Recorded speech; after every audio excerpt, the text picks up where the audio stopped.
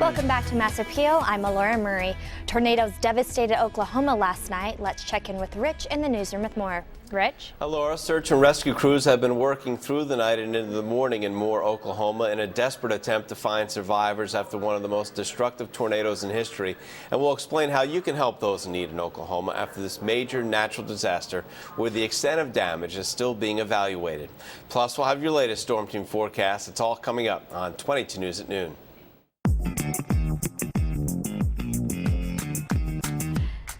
Biscotti is a delicious and traditional Italian sweet that's great by itself or served with your favorite coffee. And here to show us how to make it is personal chef Bill Collins. Bill, it's a pleasure seeing you again. It's great to be here. Thank you. I'm going to roll up my sleeves because I think I might get a little messy today. I think this is one of the times where you do want to play with your food. I'm already ahead of the game. My sleeves are already rolled You're up. all set. So today we've got a double chocolate walnut biscotti. It's a recipe that, well, okay, I stole it from my sister. And At least you're honest. somebody has to be. It's a terrific recipe. It's the best biscotti recipe I've ever done, and people just rave about it every time. It's my go-to cookie, and that's how terrific it is. I think you're going to like it as well.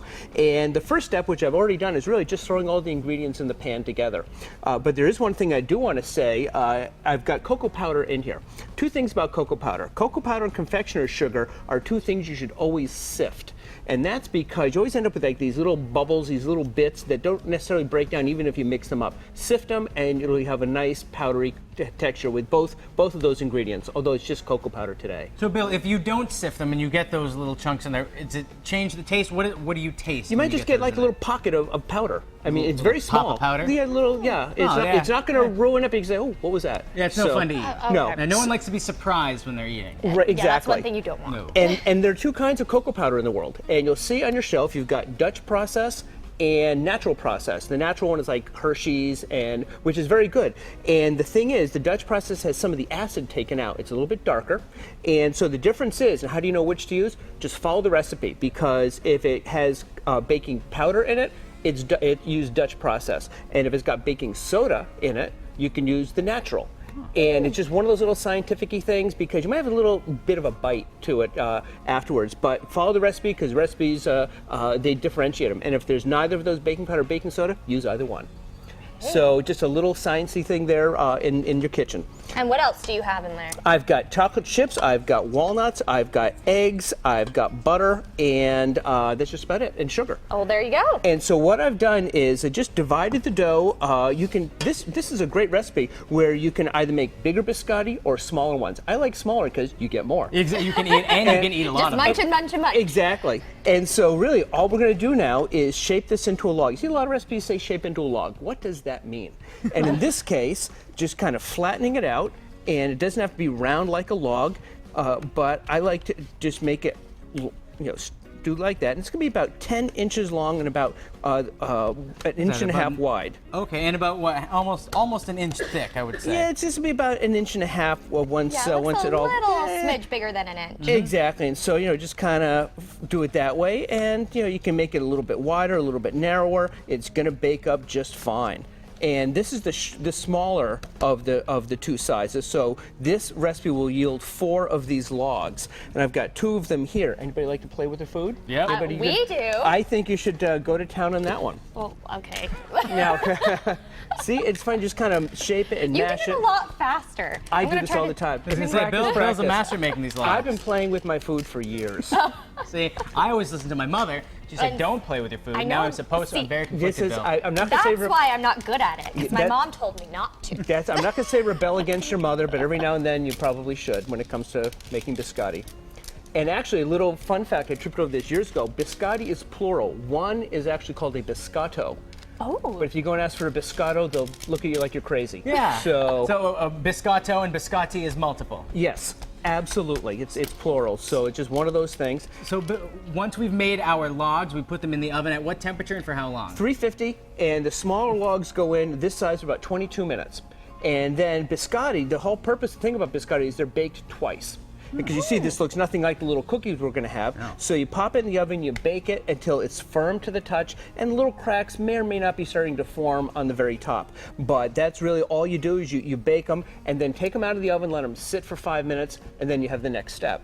All right, well, I'm going to make the first step. And Bill, thank you so much for making these. They smell tremendous. I hope mine turns out okay. I think it'll be perfect. There's more Mass Appeal coming up right after this. Welcome back to Mass Appeal. We are back with personal chef Bill Collins to finish up our double chocolate walnut biscotti. And thanks to the miracle of television, we have... It's done. I love television. This is the baked log. And so you see it expanded a little bit, not a whole lot, but a bit. So now it's time to turn them into the biscotti that we know that they should look like. Because right now, if you don't bake it twice, which is the key to a biscotti, it's going to taste like a pretty good cookie. Exactly, and a bit chewier, and it'll taste just fine. So this way, what you want to do is cut it on the bias, at an angle, and like that. And since this isn't a regular biscotti shape, oh, you can eat that. So I was going to say, that's the, oh no, it broke. That's the snack one. Exactly, that's a snack one. And you can already tell it's a little crispy. It is a little bit crispy, and so just carefully cut it like that on an angle, and so then you're going to put it back in the oven.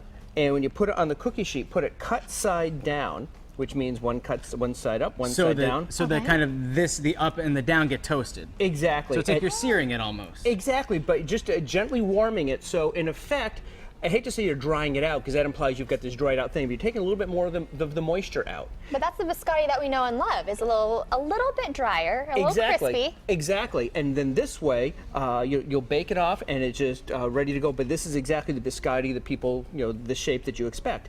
Now, I mentioned earlier that you can do the larger, longer loaves, and you have much longer biscotti like you buy in a bakery. But I think this is such a great size, and you get more yield, so you can have a couple of these, or 10 of these. But they also go farther, so it's great for after dinner if you've had a large supper and you don't want to have this big, heavy dessert. I know, who wouldn't want that? But it's a really nice little sweet something to finish off the meal or middle of the afternoon. And it's great to dump them in coffee, too. That's one of my favorites. It's great with coffee. Actually, it's great in tea, milk. I mean, this is just the perfect dunking cookie. So, and the biscottis, they go way back. Originally, they were only almond, and so now, if you can, anything you'd like to have in a cookie, you could do in a biscotti, and it's just a super flavor. Now we stick them back in the oven for how long until they're the intended crispiness? I like to go about 8 minutes. And you end up with a nice, it's not so crunchy, because some biscotti you bite in, you're thinking you're going to chip a tooth. Oh, yeah. Oh, don't like that. And that's too much of a fight to eat. But this way, when you bite into it, it's got a nice little bit of a give and a crunch. And to me, I found that for the smaller biscotti, 8 minutes. For the bigger ones, 10 minutes. And then just let them cool in the rack, and they cool very quickly. So this could almost be a last-minute thing. Once you start the process of getting them going in the mixer, you can have them ready in an hour, and they're cooled down enough, and they're good to go. So it's a very fast recipe. You don't have to chill the dough like with so many others, and then you're good to go. And it makes a ton of the biscotti. So Bill, we're running out of time, but just in case people didn't see the earlier segment that we had done, what did you put in these and mix them up again? This is cocoa powder. Which gives you the darkness of it, not just chocolate chips. So you've got the double chocolate chips, walnuts, butter, eggs, and sugar, and baking powder, and that's it. Well, there you go. I'm excited to try it. Here, or you dig in, and if you want this recipe, just click on Taste Appeal when you visit mymassappeal.com later today and tomorrow on Mass Appeal.